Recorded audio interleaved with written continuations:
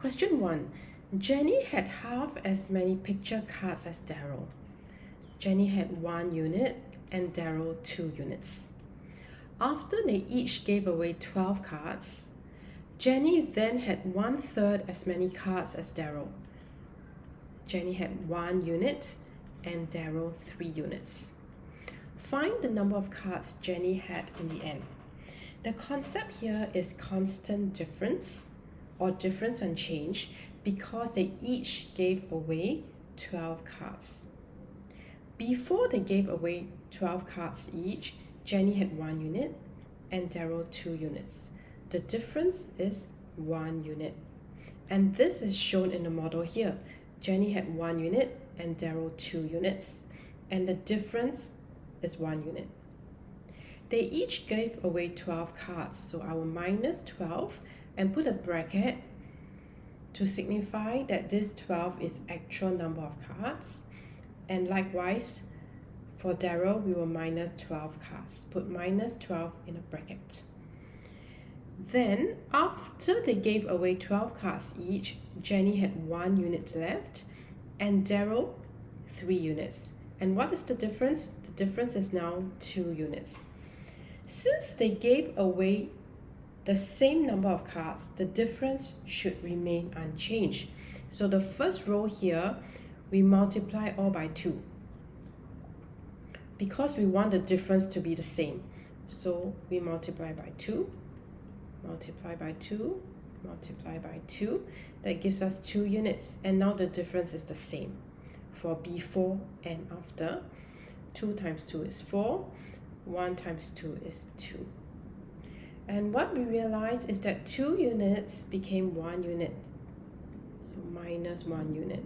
4 units became 3 units and we minus 1 unit. Hence, we can see that 1 unit is 12 cards. Okay, because they minus 12 cards, actual number, and they minus 1 unit. Means 1 unit is 12 cards. We want to find the number of cards Jenny had in the end. That means we want to find 1 unit, which is 12. And that's the answer to this question. Let's go on to the model. Initially, we had 1 unit for Jenny and 2 units for Daryl. We will slice each unit into 2.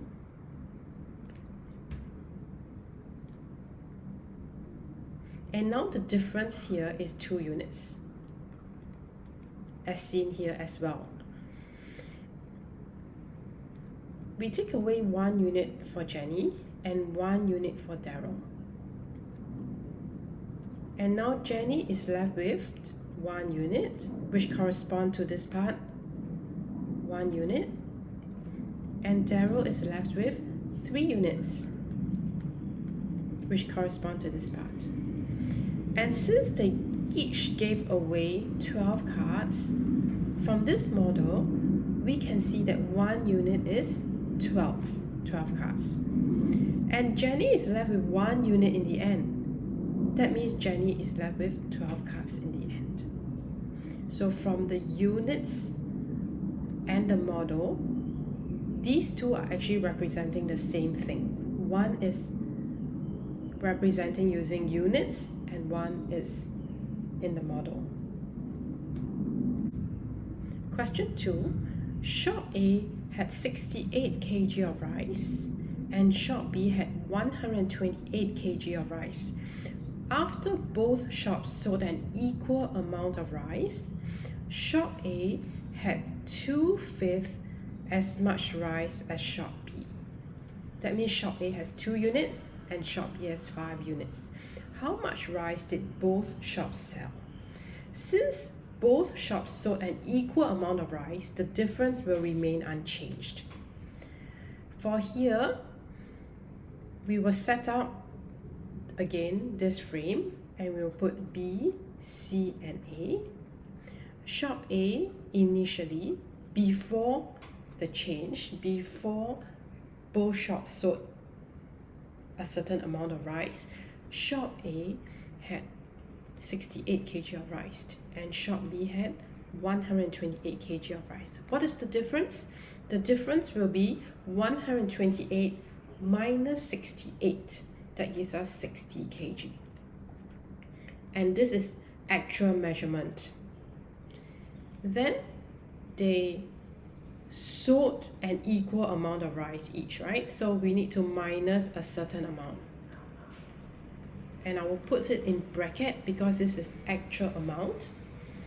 Then after they sowed an equal amount of rice each, shop A has 2 units and shop B 5 units, and the difference is 3 units. Since they sowed an equal amount of rice each, the difference will remain unchanged. So 3 units will be 60 kg. 1 unit is 60 divided by 3, which is 20 kg. How much rice did both shops sell? So here we have to do a bit of working backwards. So let's find out how much rice has shop A left with. Shop A is left with 2 units of rice. That will be 20 times 2. Since 1 unit is 20, that gives us 40 kg. So shop A is left with 40 kg of rice. And shop B will be left with 5 units of rice. 1 unit is 20. 5 units will be 20 times 5, that is 100 kg. So shop B is left with 100 kg of rice. From 68 kg, shop A is left with 40 kg. That means shop A sold 68 minus 40, that will be 28 kg. And we can double check for shop B. It should be the same amount that they sold. So at first, shop A has 128 kg of rice, and after, shop B is left with 100 kg of rice.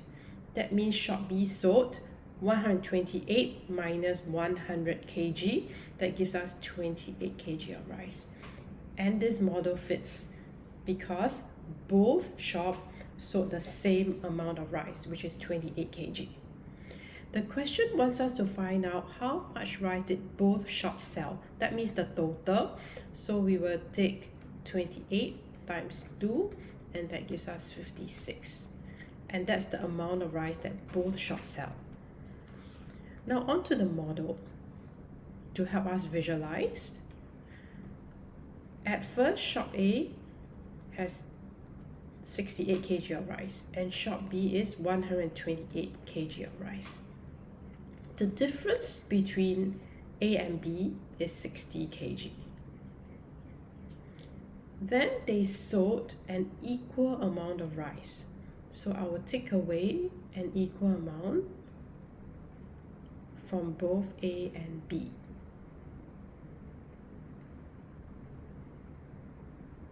And the difference is still 60 kg. So the difference remains unchanged.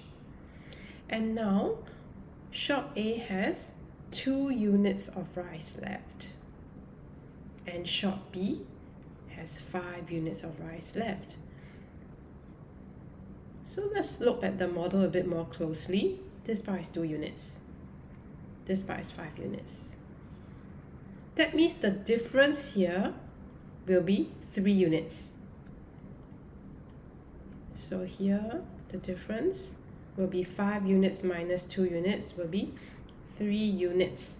So 3 units is 60 kg, which is what we have here. 3 units is 60 kg. 1 unit will be 20 kg. We want to find out how much rice both shops sell. So we can find 2 kg is 40, so here's 40. Okay, so here's 40. Here's 40 kg. That means shop A sold 28 kg of rice. And since both shops sell an equal amount, shop B would have also sold 28 kg. So altogether, they sold 28 times 2 kg of rice, which is 56 kg. And that's the answer to this question.